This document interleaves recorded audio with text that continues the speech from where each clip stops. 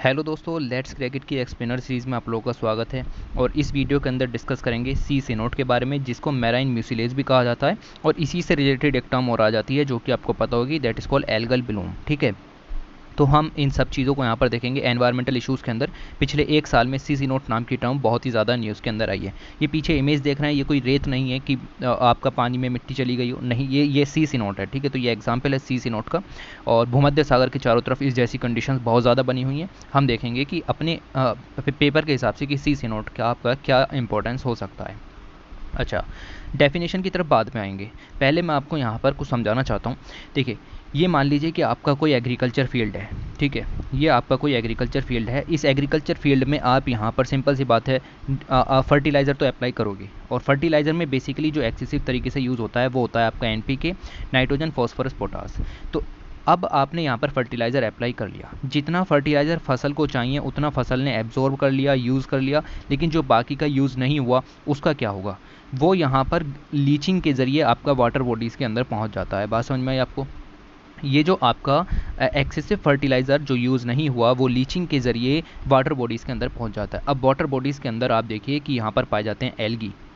ठीक है, यहाँ पर पाए जाते हैं फाइटोप्लैंक्टन्स। ठीक है, तो इस तरीके के बहुत सारे जो ऑर्गेनिजम्स हैं यहाँ पर पाए जाते हैं, ऑर्गेनिक मैटर के रूप में यहाँ पर ये पाए जाते हैं। और जब ये आपका जो एक्सेसिव फर्टिलाइज़र है वाटर बॉडीज़ के अंदर गया, तो ये एल्गी के लिए, फाइटोप्लैंक्टन के लिए, इन सभी के लिए एज अ न्यूट्रिएंट वर्क करता है। ठीक है, याद रखना इस पॉइंट को, ये इनके लिए एज अ न्यूट्रिएंट वर्क करता है। और साथ में अगर आप देखें कि ग्लोबल वार्मिंग बहुत तेज़ी से हो रही है, क्लाइमेट चेंज बहुत तेज़ी से हो रहा है, तो टेम्परेचर बहुत तेज़ी से राइज़ हो रहा है। जब टेम्परेचर बहुत तेज़ी से राइज़ हो रहा है तो इनकी जो ग्रोथ है, एल्गीज़ की ग्रोथ है, फाइटोप्लैंक्टन्स की ग्रोथ है, इनकी ग्रोथ बहुत तेज़ी से होती है। ग्रोथ तेज़ी से होती है, साथ में न्यूट्रिशन आपको भरपूर मात्रा में मिल रहा है। क्यों? क्योंकि यहाँ पर आप देखिए कि ये आपका जो फर्टिलाइज़र है इसकी लीचिंग आपको वाटर बॉडीज़ के अंदर दिख रही है। तो साथ में आपको एक तो क्लाइमेट चेंज के कारण इनकी ग्रोथ में वृद्धि हुई। दूसरी चीज़ आपने देखा कि वाटर पोल्यूशन के कारण आपकी यहाँ पर जो न्यूट्रिएंट है वो मिल गए। तो एल्गल को, फाइटोप्लैंक्टन्स को, इन दोनों को अपनी भरपूर मात्रा में जो न्यूट्रिएंट हैं वो यहाँ पर मिल जाते हैं। पॉपुलेशन इंक्रीज़ हो रही है और यहाँ पर जब ये एक्सेसिव न्यूट्रिशन को एब्जॉर्ब कर लेते हैं तो ये बस्ट हो जाते हैं। बात समझ में आई आपको? तो जब ये वर्स्ट हो जाते हैं, this is called algal Bloom. Algal Bloom की कंडीशन अगर और ज़्यादा वर्स्ट हो जाए, अगर एल्गल ब्लूम की कंडीशन और ज़्यादा वर्स्ट हो जाए तो उसको सी सिनोट कहा जाता है। ठीक है, यहाँ पर आप अब डेफिनेशन की तरफ चलते हैं। अब आपको डेफिनेशन इजी तरीके से समझ में आ जाएगी। ठीक है, तो सी सिनोट, इसको मेरीन म्यूसिलेज भी कहा जाता है। म्यूसिलेज कुछ नहीं है, ये एक गम टाइप की एक टर्म हो जाती है कि एकदम फोमी टाइप का, गम टाइप का जो आपका सरफेस के ऊपर चीज़ें इकट्ठी हो जाती हैं उसको यहाँ पर कहा जाता है। ऑर्गेनिक मैटर होता है बेसिकली। जब एल्गल ब्लूम हुआ है तो सिंपल सी बात है, ऑर्गेनिक मैटर होगा वो। ठीक है, तो मेराइन म्यूसिलेज ऑर्गेनिक मैटर होता है, गम टाइप का ये चीज़ यहाँ पर इकट्ठी हो जाती है। कब? एल्गी ओवरलोडेड हो जाती है न्यूट्रिएंट से। मैंने बताया NPK यहाँ पर जाएंगे, एक्सेसिव न्यूट्रिएंट जाएगा, तो ओवरलोड हो जाएगी बिट न्यूट्रिएंट के साथ, जो कि वाटर पोल्यूशन के ज़रिए आया है। वो आपका कहीं से भी आ सकता है, जहाँ पर भी इस तरीके के फर्टिलाइजर्स यूज़ हो रहे हैं, या फिर आपका नाइट्रोजन का, स्पेशली फॉस्फोरस का यूज़ हो रहा है, चाहे फॉस्फोरस का यूज़ किसी केमिकल फैक्ट्री में ही यूज़ हो रहा हो। ठीक है, तो अगर वो वाटर बॉडीज़ में जा रहा है तो वो न्यूट्रिशन का एक सोर्स बन जाता है। ठीक है, उसके साथ साथ आप देखें क्लाइमेट चेंज का इफेक्ट, मैंने बताया ग्लोबल वार्मिंग के कारण इनकी पॉपुलेशन यहाँ पर बढ़ जाती है। ओके, तो डेफिनेशन क्लियर है। ओके, दूसरी लाइन की तरफ यहाँ पर चलते हैं। द न्यूट्रिएंट ओवरलोड, ये तो टर्म क्लियर हो गई। ओकर कब होता है? जब algae feast on the warm weather. Warm weather कब होता है? ग्लोबल वार्मिंग के कारण। ठीक है जी, तो ये सब मैं क्लियर कर चुका हूँ। अब तो ये डेफिनेशन है, अब डेफिनेशन को समझाने लग बचा नहीं है, बस आपको ये रटनी है। Okay, water pollution adds to the problem. Water pollution के कारण प्रॉब्लम्स और ज़्यादा बढ़ जाती हैं। तो दो ही चीज़ें आपको याद रखनी है।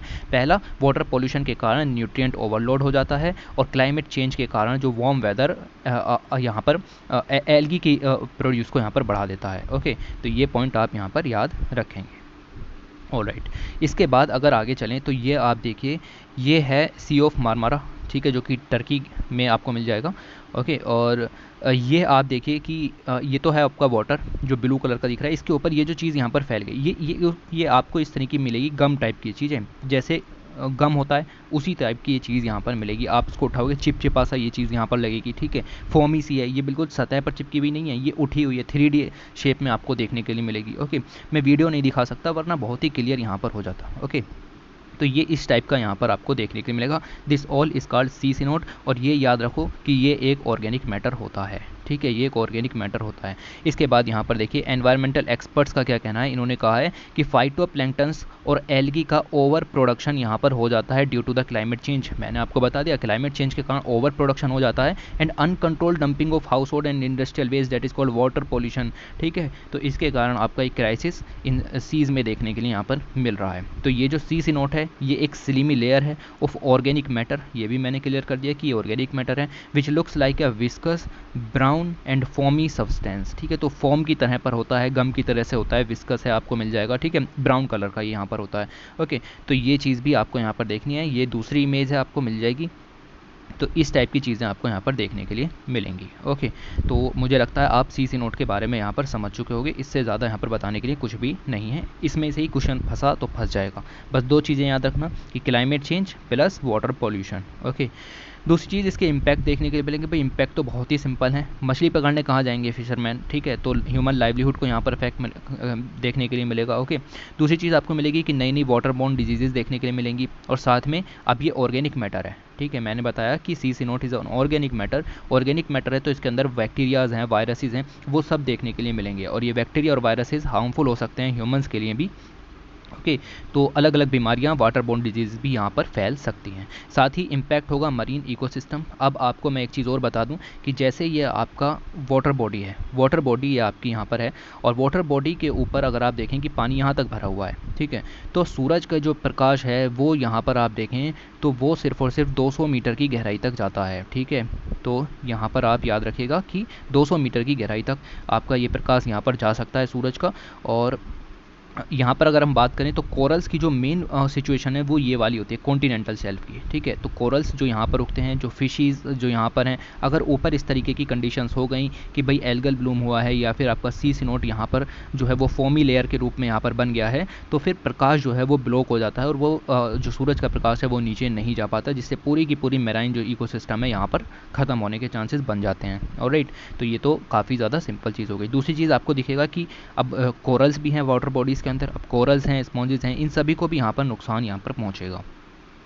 ओके, और साथ में आप देखोगे कि फाइटोप्लैंक्टन्स के ऊपर ही कोरल्स यहाँ पर डिपेंडेंट होते हैं, तो उनसे भी यहाँ पर नुकसान पहुँचने के चांसेस बन जाते हैं। साथ में आप देखें कि एक इंडिकेटर है कि अगर सी सी नोट की बहुत ज़्यादा कंडीशंस बन रही हैं दुनिया भर के अंदर, तो क्लाइमेट चेंज हो रहा है, ग्लोबल वार्मिंग हो रही है, जभी तो आपके ये सी सी नोट जैसी कंडीशंस यहाँ पर बनी होंगी। ओके, तो इम्पैक्ट है, याद रखना। टर्की के अंदर सी ऑफ मारमारा है। ठीक है, यहाँ पर आप देख सकते हो कि ये रहा टर्की और ये रहा आपका सी ऑफ मारमारा। ठीक है जी, इतना इलाका आपका सी ऑफ मारमारा का है। ये आपका ब्लैक सी को कनेक्ट करता है एजियन सी से।